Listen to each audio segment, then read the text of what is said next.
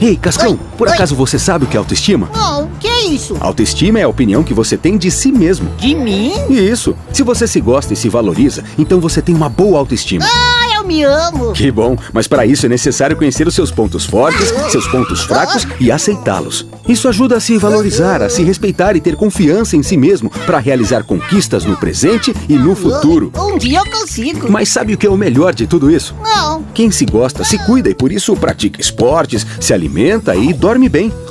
Cuida da sua saúde, da sua higiene pessoal. E ainda estuda muito, mas arranja tempo para brincar. Passa a se relacionar melhor com todos os outros, porque entende que é preciso tratar as pessoas com respeito, além dos animais, da natureza e do planeta todo. E se no meio do caminho surgir um problema que pareça impossível, coragem. Você vai encará-lo de cabeça erguida e vai resolvê-lo porque você sabe o valor que tem.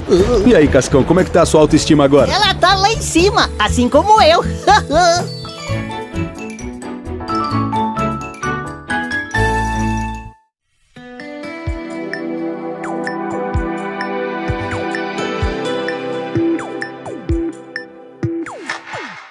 Olá, alunos! Tudo bem com vocês? Hoje nós vamos aprender sobre as cidades brasileiras. O Brasil tem cidades espalhadas por todo o território, e elas não são iguais. Algumas delas são muito importantes e apresentam milhões de habitantes, e há também cidades bem pequenas, geralmente na área rural. As cidades grandes apresentam edifícios com muitos andares que, em geral, não são encontrados nas cidades menores. Formação das cidades brasileiras.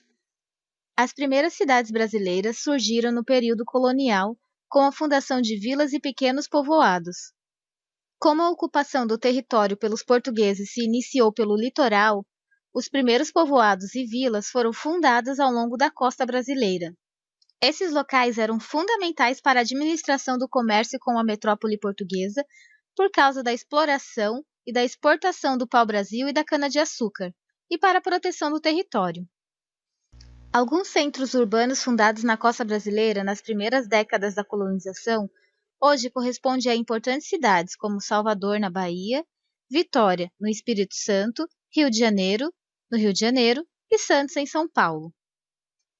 À medida que os colonizadores foram ocupando o território em direção ao interior, diferentes cidades foram sendo fundadas, muitas assumindo papel importante na organização da vida social e econômica do país. O crescimento urbano. O crescimento das cidades no Brasil tem grande relação com o desenvolvimento das atividades econômicas. Como você já viu, no início da colonização, a exploração do pau-brasil e da cana-de-açúcar incentivou o crescimento urbano no litoral. No fim do século XVII e ao longo do século XVIII, a descoberta do ouro levou à fundação de cidades em regiões dos atuais estados de Minas Gerais, Goiás e Mato Grosso. A exploração do ouro, portanto, contribuiu para a ocupação do interior do território. Ainda hoje, diversas cidades fundadas no auge da exploração do ouro no Brasil apresentam traços que remetem a esse período. A Estação da Luz, no centro da cidade de São Paulo, existe desde 1867. Ela funcionava como eixo de ligação entre as fazendas de café do Vale do Paraíba, a capital paulista e o Porto de Santos, que servia às importações e exportações brasileiras. Ainda é uma das principais ligações na estrutura de transporte ferroviário compartilhada por São Paulo e cidades vizinhas. A exploração da borracha no norte do país no fim do século XIX e início do século XX também foi fundamental para a ocupação e a expansão de cidades como Belém e Manaus. Nesse período, o cultivo do café foi muito importante para o desenvolvimento de cidades no Sudeste, principalmente no Vale do Paraíba, região entre os municípios de São Paulo e Rio de Janeiro. Em meados do século XX, com a industrialização do país, as cidades foram crescendo devido à atração populacional que exerciam. Isso ocorreu primeiramente no Sudeste, em razão do desenvolvimento cafeeiro, mas depois a industrialização expandiu-se pelo país, incentivando o crescimento de cidades e de outras regiões. As funções das cidades. Muitas das cidades que se formaram com base no desenvolvimento de atividades econômicas em diferentes momentos, ainda hoje mantêm as funções que motivaram sua fundação. A cidade de Santos, por exemplo, ainda tem suas principais atividades econômicas dependentes do papel desempenhado pelo porto. Atualmente, o Porto de Santos é o que apresenta a maior diversidade de importações e exportações do Brasil, movimentando produtos das indústrias mecânica, química, de alimentos e bebidas, entre outras. Também são importantes cidades portuárias brasileiras Itajaí, em Santa Catarina, Paranaguá, no Paraná, e Vitória, no Espírito Santo. O Brasil tem inúmeras cidades turísticas, seja pela importância histórica, seja pelas características naturais. Nelas, o turismo é uma das principais fontes de renda. São exemplos Rio de Janeiro, Bonito, Lençóis, Parintins, Gramado, entre outras cidades. Existem ainda cidades industriais. Como o nome sugere, a indústria exerce importante papel na economia dessas cidades. São exemplos Camaçari, Cubatão e Volta Redonda. Algumas cidades têm mais de uma função. Aparecida do Norte, Trindade e Juazeiro do Norte, por exemplo, atrai muitos visitantes devido às funções religiosa e turística. Relações entre as cidades e relações da cidade com o campo. As cidades e seus moradores se relacionam e se influenciam a todo momento. Uma mercadoria pode ser produzida em uma cidade e ser comercializada em outra. Uma pessoa pode viver em uma cidade e trabalhar em outra. Situações como essas interligam as cidades, formando a chamada rede urbana. É comum que haja uma cidade maior e economicamente importante que influencie as cidades vizinhas. Essa cidade maior pode compartilhar com as demais, por exemplo, serviços de transporte e redes de distribuição de água. Devido à sua importância perante as outras, ela é chamada de metrópole. A área que abrange essa cidade e suas vizinhas é chamada de região metropolitana. As cidades não se relacionam apenas umas com as outras. O campo também é muito importante para as cidades e vice-versa. As indústrias das áreas urbanas podem produzir, por exemplo, tratores, adubos e rações para gado, que são muito utilizados nas áreas rurais, e muito do que é produzido no campo, como frutas, verduras e carnes, é comercializado nas cidades. É comum também haver pessoas que vivem no campo, mas se deslocam todos os dias em direção às cidades para trabalhar, estudar e realizar outras atividades. Além disso, o turismo rural atrai muitos habitantes das cidades.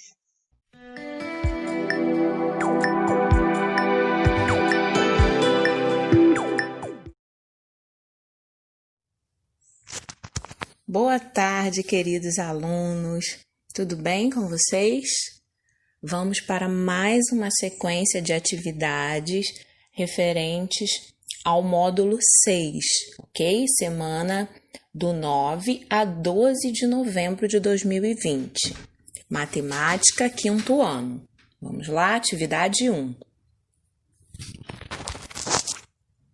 Cabo Frio é um município brasileiro do estado do Rio de Janeiro. Durante os 3 séculos do período colonial, foram fundadas apenas uma dúzia de cidades e Cabo Frio faz parte desse seleto grupo, tendo sido a 5ª cidade a ser inaugurada no Brasil. Em contrapartida, havia um número elevado de vilas, 213. Observe a lista abaixo. Então, a lista tem 5 itens. Vamos lá. Primeiro item, Salvador, com a sigla BA, Salvador, Bahia, 29/3/1549. Item 2, Rio de Janeiro, 1/3/1565. 3, João Pessoa, 5/8/1585. 4, São Luís, com a sigla MA, Maranhão, 8/9/1612. E 5, o quinto item, Cabo Frio, RJ, com a sigla RJ, Rio de Janeiro, 13/11/1615, ok? Então, temos uma imagem ao lado, com o endereço, se você quiser obter maiores informações. E vamos para a pergunta de número 1. De acordo com a data informada acima, quantos anos tem a cidade de Cabo Frio? Ok? Então, qual é a operação que você precisa fazer para descobrir a idade de Cabo Frio? Você vai pegar o ano que nós estamos menos o ano que ele foi fundado, tá bom? Então, vai ser uma continha de subtração. Aí você vai encontrar a diferença entre esses 2 anos, que vai ser equivalente à idade da cidade de Cabo Frio, tá bom? Beleza. Número 2.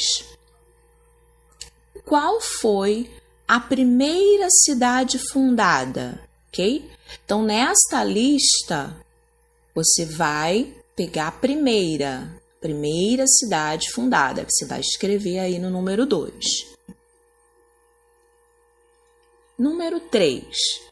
Durante os 3 séculos do período colonial brasileiro, esse é um trechinho que foi retirado do texto inicial, por isso que ele está entre aspas, está em negrito, tá? Que foi um trechinho retirado. Então, tem aí reticência, né? Entre aspas, significa que esse texto continua. Se você voltar, se quiser entender o contexto dessa frase, você volta lá no texto inicial que eu acabei de ler para vocês, tá bom? Então, durante os 3 séculos do período colonial brasileiro, né? Aí continua. Em quantas décadas se dividem 3 séculos, ok? Então, você vai ter que pegar, né? O que equivale a uma década, né? O próprio nome já diz década, 10, né? E você vai dividir por séculos, os 3 séculos. Quanto que equivale a 3 séculos?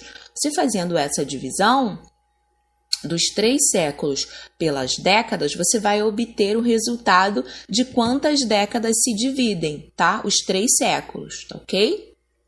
Beleza. Recapitulando, você vai pegar 3 séculos. Quanto que equivale a 3 séculos? Ok? E vai dividir por décadas. Quanto que equivale a uma década? 10. Então, o resultado vai ser em quantas décadas se dividem os 3 séculos. Vamos lá, mais um textinho. Período de extração de sal começa na região dos lagos do Rio. Período de extração de sal começa na região dos lagos do Rio, ok? Esse é o título. Então, a expectativa é boa, mas o setor enfrenta problemas com a venda do produto. A atividade na região é uma das maiores do país. Uma das maiores no país. Então, essa é uma edição de 13/11/2014, às 15 horas, que foi atualizado em 3/11/2014, às 15 horas, ok? Então, vamos à notícia aí. Começou o período de extração do sal na região dos lagos do Rio de Janeiro. Até julho de 2015, o trabalho nas salinas terá ritmo acelerado. A expectativa dos salineiros com a produção é positiva diante do tempo seco, sol intenso e ventos fortes. Mas apenas ter condição climática favorável à produção não significa sucesso para o setor. É preciso que o produto tenha vazão no mercado, uma dificuldade enfrentada nas últimas 4 décadas, período em que o número de salinas em Cabo Frio, São Pedro da Aldeia e Araruama caiu 40%. A produção, que hoje é de 15 mil toneladas, já teve seu auge em 1930, com 80 mil toneladas em 120 pontos de extração, ok? Então, a fonte dessa matéria é o site G1, né, globo.com, região dos lagos, uma matéria de 2014. Aí vem os questionamentos referentes a esta reportagem. Então, vamos lá. Qual foi a data de edição da reportagem, ok? Então, a reportagem foi editada em qual período? Você volta lá na reportagem e vai descobrir a data. Aí você coloca a data completa, tá? o dia, o mês e o ano. Número 5. Qual era a quantidade de produção de sal em 1930?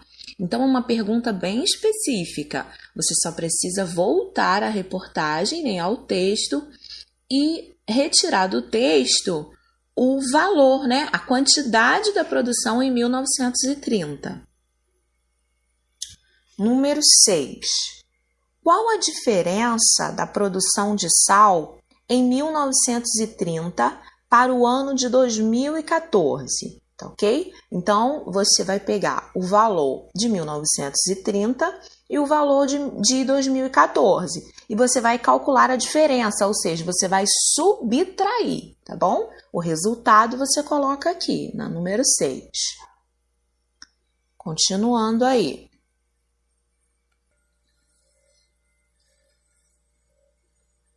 Número 7. Fernanda fez uma pesquisa para saber as marcas e valores do sal nos supermercados da cidade. Observe. Primeiro, né, ela localizou da marca Sal Cisne com um preço de R$ 2,60. Depois, o Sal Lebre com um preço de R$ 2,58. E por último, a marca, né, de sal Pop com valor de R$ 1,90, ok? Então, tem todas as fontes aí abaixo de onde foram retiradas esses preços. Na letra A do número 7, está perguntando assim: qual o sal mais caro? Ok? Então, desses valores, você vai observar qual é o sal mais caro. Aí você vai escrever lá na letra A. Na letra B, qual é o mais barato? Ok? Então, dos três, tem o mais caro e tem o mais barato. Aí você vai separar na letra A o mais caro e na letra B o mais barato. Então, na letra C, Fernanda resolveu comprar 2 quilos de sal de cada marca. Quanto que ela gastou? Então, se ela resolveu comprar 2 quilos de cada marca, você vai pegar cada marca dessa, ou seja, cada valor do Sal Cisne, do Sal Lebre e do Sal Pop e vai multiplicar por 2, tá bom? Porque ela comprou 2 quilos. 1 quilo do Sal Cisne custa R$ 2,60. Então, você vai colocar R$ 2,60 vezes 2. Vai reservar esse valor. Depois, você vai pegar do Sal Lebre, que custa R$ 2,58, e vai multiplicar por 2. Reserva esse valor que você achou. E o Sal Pop, que custa R$ 1,90, você vai multiplicar por 2, reservou esse valor. Ok? Então, você vai pegar todos os 3 valores que você multiplicou, né? E vai somar, porque está perguntando quanto que ela gastou. Então, você tem que multiplicar por 2 e somar os 3, tá ok? Vamos lá. Número 8. Rodolfo é motorista da empresa Sal Cisne. Hoje, ele fez 4 entregas. No caso, ele fez 4 entregas, descarregando 285 quilos de sal em cada mercado. Ok? 285 quilos de sal em cada mercado. Após a última entrega, Rodolfo voltou para a fábrica com o caminhão vazio. Quantos quilos de sal ele entregou? Ok? Então, se ele fez 4 entregas, ele tem 285 quilos em cada. Você vai multiplicar 285 vezes 4, ok? Esse valor vai ser o valor equivalente ao total que tinha no caminhão. Tá joia? Vamos para o número 9. Uma universidade em Cabo Frio iniciou um curso de educação física. Observe a tabela abaixo e veja os valores relacionados. Então, vamos lá. Valores do curso presencial. Manhã, preço R$ 848. Noite, R$ 848. Sendo que o incentivo tem 20% de desconto, tá? Então, o valor final ficou 678 para amanhã e 678 para a noite.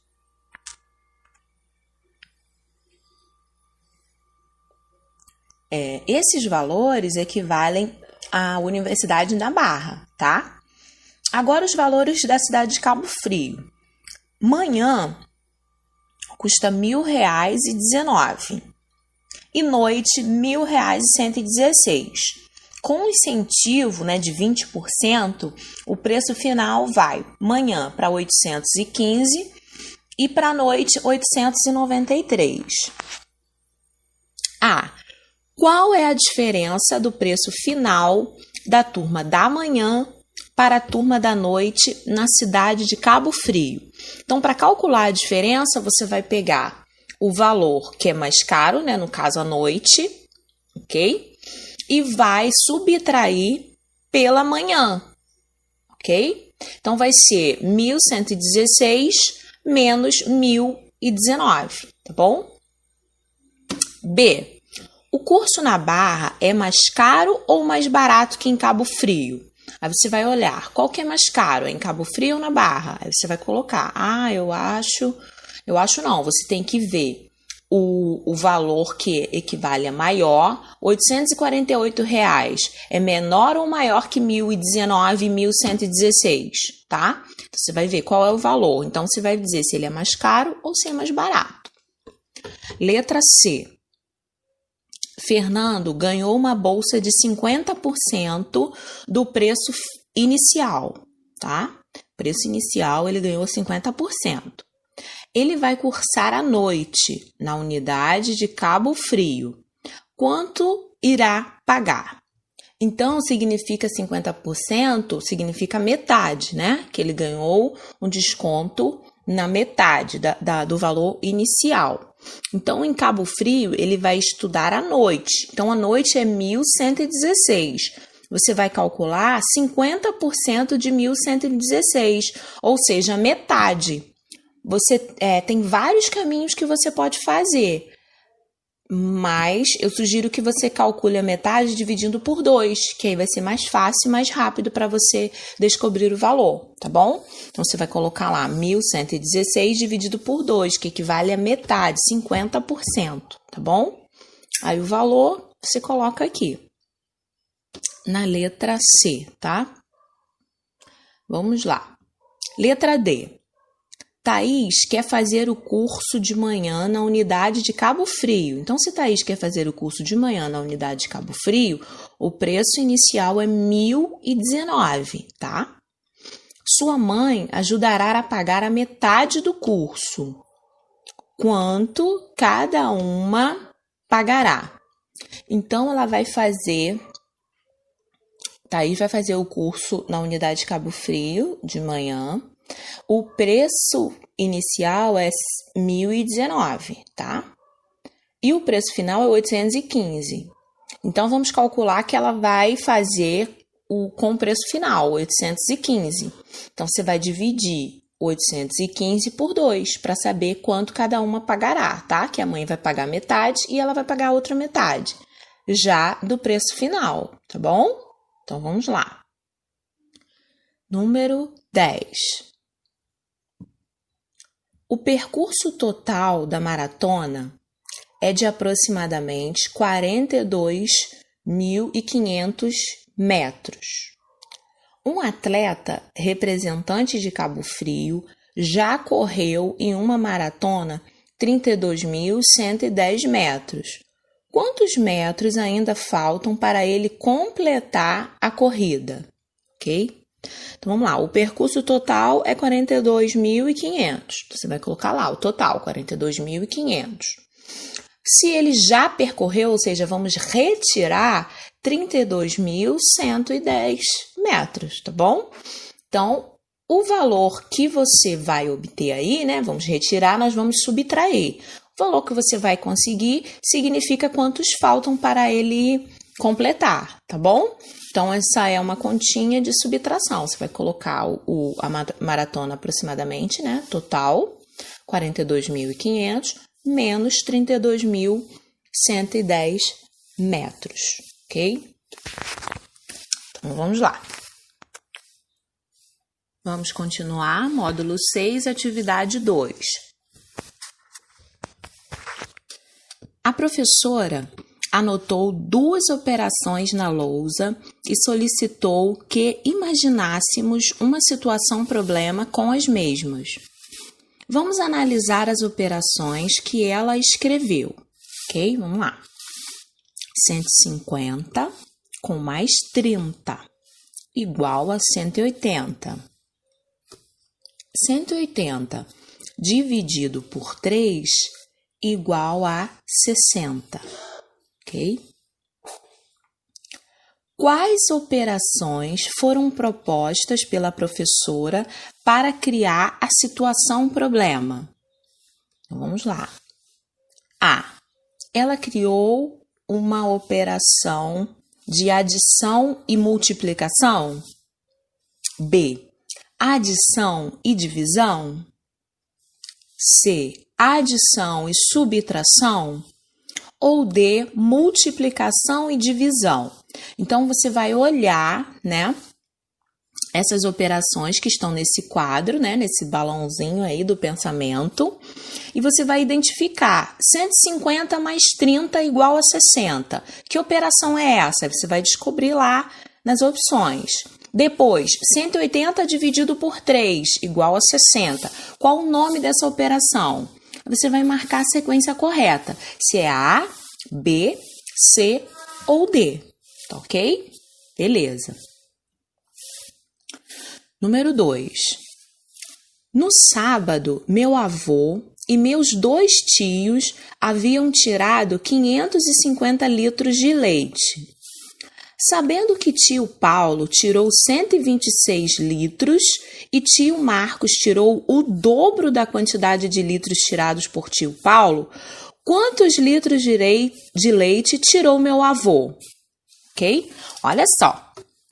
O meu avô, meus 2 tios haviam tirado 550 litros de leite. Então, o total foram 550, tá? Tem um total de 550. Tio Paulo tirou 126, ok? Então, 550 menos 126, ok? E tio Marco tirou o dobro da quantidade de litros tirados por Paulo. Então, se Paulo tirou 126, o Marcos ele tirou 126 vezes 2. Então, você calcula aí, vai separando esses resultados, tá bom? Então, a pergunta é: quantos litros de leite tirou meu avô? Então, depois que você tirou de 550, 126, depois você tirou 126 vezes 2, né? O dobro de 126. O que sobrar vai ser equivalente à quantidade que o meu avô tirou, tá bom? Então, você tem que fazer essas 3 operações aí, tá bom? Boa sorte. Beleza. Para saber o dobro de um número, basta multiplicá-lo por...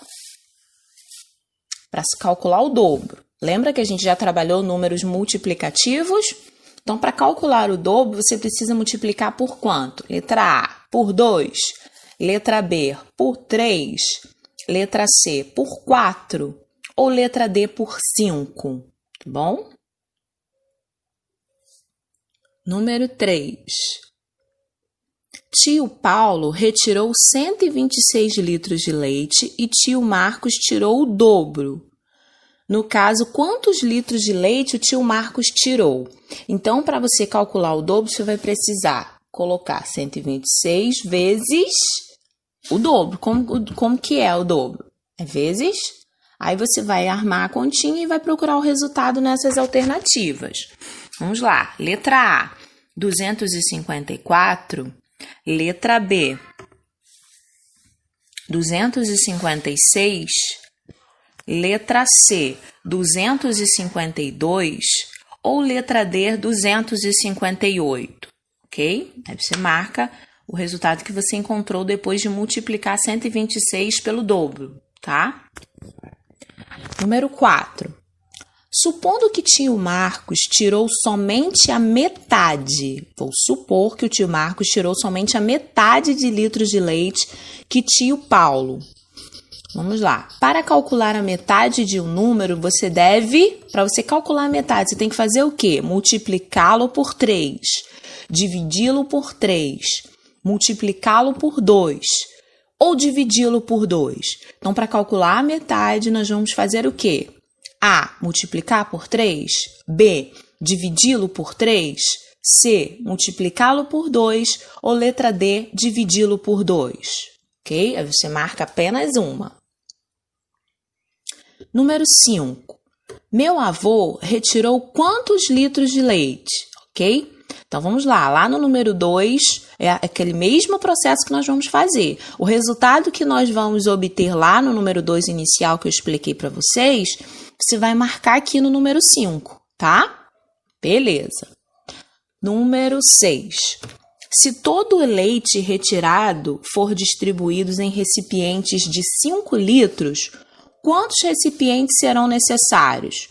Então, se todo o leite retirado, ou seja, o valor total que você vai ter de leite lá, ó, 550 litros de leite, né? Se eles forem distribuídos, ou seja, se eles forem divididos por 5, qual vai ser o resultado? A, 100, B, 550, C, 126 ou letra D, 110, tá? Então, o resultado dessa divisão você marca aí A, B, C ou D. Vamos lá. Quero comprar 15 livros destes da promoção, no caso de R$ 28,00 cada. Quanto irei gastar? Vamos lá. Se eu vou comprar 15, eu vou comprar 15 vezes 28, tá? Para saber quanto que eu vou gastar. Eu quero 15, sendo que cada um custa 28, então eu vou multiplicar. Depois que eu multipliquei, o resultado foi o quê? 392? Se foi esse resultado, você marca aí na A. Se foi 420, você marca na B. Se foi 225, você vai marcar na C. Se o resultado foi 784, você marca na letra D, ok? Vamos lá. Meu avô cria galinhas em sua fazenda, tá? Meu avô cria galinhas em sua fazenda. Encontrei essas caixas de ovos com as anotações feitas por ele embaixo de cada uma. O que será que significam? Vamos lá. Eu tenho na primeira caixa 16, né? E na segunda imagem 8. Então, vamos lá.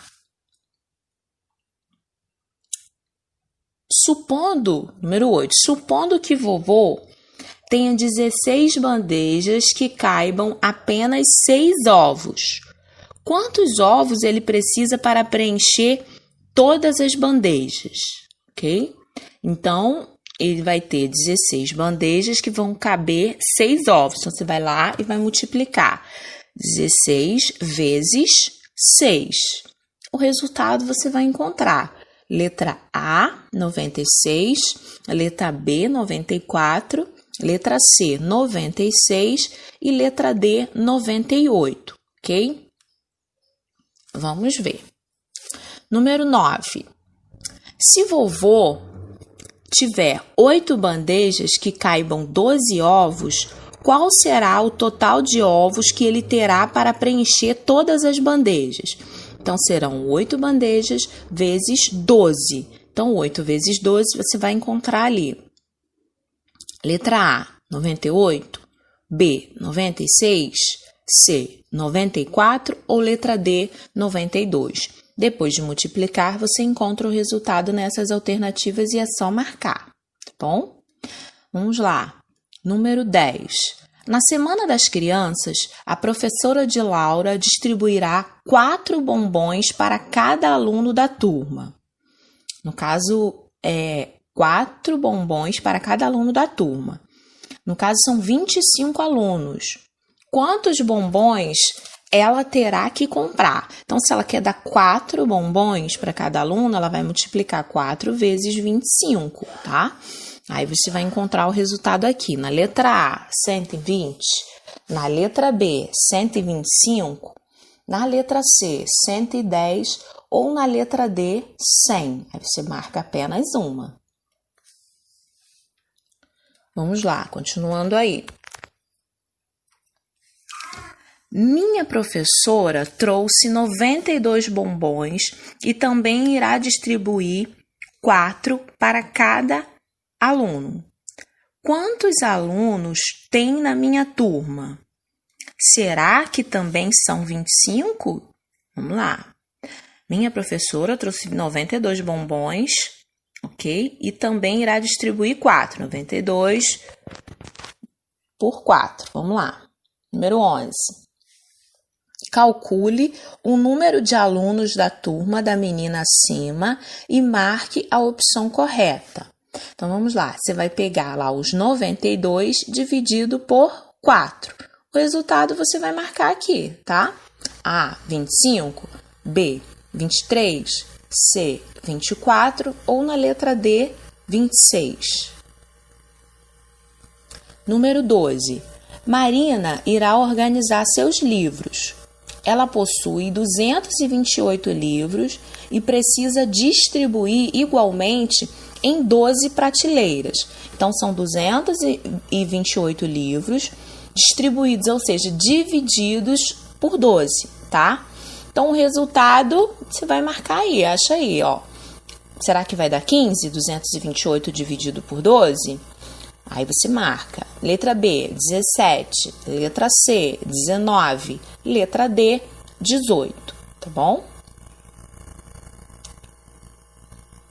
Aí tem uma imagem. Quantos livros devo colocar igualmente em cada prateleira? Então, no caso, é o resultado que você vai marcar aí. 228 dividido por 12. Você faz a conta de divisão lá no seu rascunho e o quociente é que você vai encontrar aí na letra A ou na letra B, na letra C ou na letra D, tá ok? Então, vamos lá. Vamos calcular.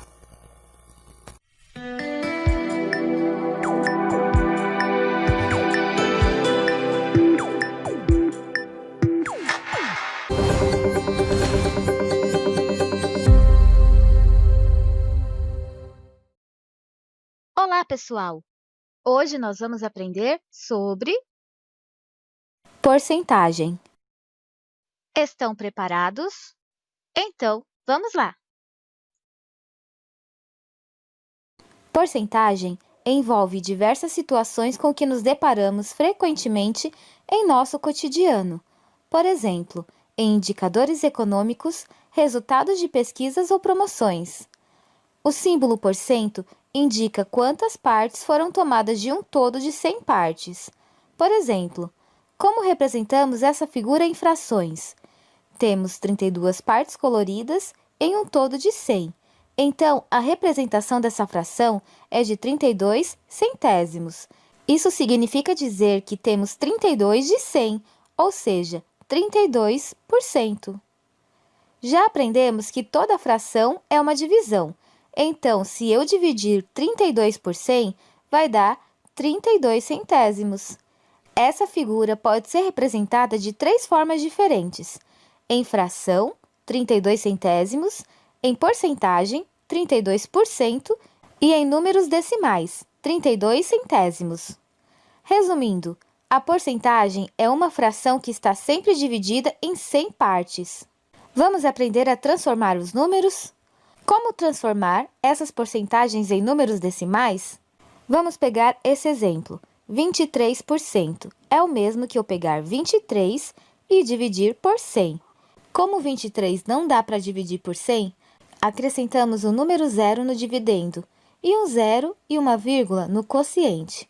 Agora sim, conseguimos dividir. 230 dividido por 100 é 2. 2 vezes 100, 200. 230 menos 200, 30. 30 não dá para dividir por 100, então acrescentamos o 0. 300 dividido por 100 é igual a 3. Então, 23% é o mesmo que 23 centésimos. Existe uma maneira mais simples de se transformar esses números. Quando dividimos um número por 100, É só deslocar duas casas para a esquerda e colocar uma vírgula. Uma casa, duas casas e vírgula. Uma casa, duas casas e vírgula. Uma, duas e vírgula. Como representar frações na forma de porcentagem? Essa é a transformação mais fácil. Vamos aos exemplos? 7 centésimos é o mesmo que 7%. 70 centésimos é o mesmo que 70%. 25 centésimos é o mesmo que 25%. Viu como é fácil? O mesmo acontece quando queremos transformar porcentagens em frações. Também é super fácil, veja os exemplos. 9% é o mesmo que 9 centésimos. 20% é o mesmo que 20 centésimos. 65% é o mesmo que 65 centésimos. Só para fixar a aprendizagem, vamos preencher esse quadro. Como representar 35% em fração? É simples. A porcentagem consiste em uma fração em que o denominador é 100. Então, 35 é o numerador. Como representar 35% em porcentagem? É só colocar o símbolo do porcento ao lado do número. E por último, para representar esse número em decimal, é só dividir o 35%. Já sabemos que para dividirmos um número por 100, é só contar duas casas para a esquerda e colocar uma vírgula. Vamos preencher a segunda linha? Em fração é 1 centésimo, em porcentagem é 1%. E em números decimais é só contar duas casas para a esquerda e colocar a vírgula. Como só temos uma casa, acrescentamos um zero para dar duas casas e colocamos a vírgula e um outro zero para completar o número corretamente. No 13% fazemos o mesmo, 13 centésimos, 13% e 13 centésimos. E como calculamos a porcentagem de um número? É só fazer como aprendemos na multiplicação de fração. Por exemplo, 35% de 400, 35 centésimos de 400. Multiplicamos 35 por 400 e mantemos o denominador. É como se tivesse o número 1 embaixo do 400. 100 vezes 1, 100. Agora, para concluir, dividimos o 14.000 por 100. Não é preciso montar toda a conta, lembra? Para dividir o número por 100, é só contar duas casas e colocar a vírgula. Uma casa, duas casas e vírgula. Então, 35% de 400 é 140. Vamos a outro exemplo, dessa vez de uma maneira mais simples. Quanto é 23% de 115? É só multiplicar 115 por 23. Pronto, já multiplicamos. Agora que entra a parte do porcento. Então, temos que dividir esse total por 100. Contamos duas casas à esquerda e colocamos a vírgula. 23% de 115 é 26 inteiros e 45 centésimos. Outro exemplo. Se você tem R$120 e quer gastar 30% desse valor, é só multiplicar um número pelo outro e depois dividir por 100. 120 vezes 30 é 3.600. Dividido por 100 é 36. Então, você vai gastar R$36. Se você vai em uma loja e quer comprar uma calça que custa R$150 e ainda vai ter 35% de desconto, quanto você pagará na calça? Primeiro, você precisa saber quanto é 35% de R$150. 35 vezes 150 é 5.250. Dividido por 100, 52,50. Se o valor do desconto será de 52,50, temos que reduzi-lo do valor total. 150 menos 52,50 é igual a 97,50. A calça custará R$ 97,50. Lembrando que para subtrair ou somar números com vírgula, você deve colocar vírgula embaixo de vírgula. Uma loja está com alguns itens em promoção. Vamos ajudar a preencher o cartaz de descontos? O tênis, que era R$ 99,00, está com 25% de desconto. Vamos calcular o valor do desconto? 25 vezes 99, 2.475. Dividido por 100, 24,75 de desconto. 99 menos o desconto de 24,75 é igual a 74,25. Agora vamos calcular o desconto da bolsa. 15 vezes 78, 1.170, dividido por 100 é igual a R$ 11,70. R$ 78,00 menos 11,70, que é o valor do desconto, é R$ 66,30. Então, a bolsa custará R$ 66,30. E, por fim, vamos calcular o valor da calça. 65 vezes 12, 780. Dividido por 100, 7,80. R$ 65,00 menos 7,80 é igual a R$ 57,20. Então, o valor do desconto é de R$ 7,80 e o valor da calça com desconto é de R$ 57,20. Existem casos que, ao invés de subtrair o valor da porcentagem, você deve acrescentar. Por exemplo, o pai de Mariana foi promovido no trabalho e vai receber 30% a mais do que ele recebia. Sabendo que ele recebia R$ 1.700 de salário, qual será o valor do aumento e qual será o valor do salário com esse aumento? Vamos lá. A conta da porcentagem é a mesma.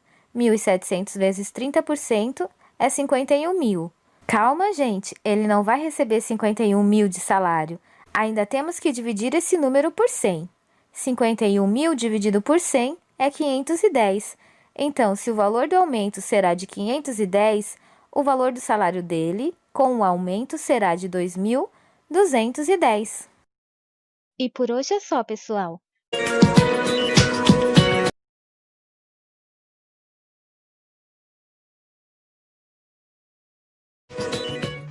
Hoje vocês vão conhecer a história de Cabo Frio, isso mesmo, a nossa cidade que moramos. Cabo Frio guarda uma história importante do Brasil. Em 1503, Américo Vespúcio atracou nessas terras, até então habitada pelos índios tamoios. De lá para cá, Cabo Frio se tornou uma das principais cidades da região dos lagos. O 7º município mais antigo do país irá completar 405 anos. São muitos anos, não é mesmo, meus amores? A cidade que pertence ao norte fluminense, que fica no interior do Rio de Janeiro. Muitos turistas visitam a cidade em busca de suas águas claras e suas areias brancas. Uma cidade que cresceu e já tem elementos de uma grande cidade. É uma cidade histórica e turística. Atrai cerca de 300 milhões de turistas por ano, com monumentos históricos e uma linda natureza que fazem parte dessa linda cidade. O bairro da Passagem foi o primeiro bairro de Cabo Frio. A produção de sal era uma das principais atividades econômicas, também tradicionalmente a pesca. Cabo Frio é uma cidade cheia de encantos. Você conhece a bandeira de Cabo Frio? Essa é a nossa bandeira. Vamos escutar um pedacinho do hino da cidade de Cabo Frio. Cabo Frio, minha terra amada, tu és dotada de belezas mil. Escondida vives num recanto, sob o manto deste meu Brasil. Noites claras, teu luar famoso, este luar que viu meus ancestrais. O teu povo se orgulha tanto que de ti não esquecerá jamais. Tuas praias, teu forte, olho ao longe, vejo o mar bravio.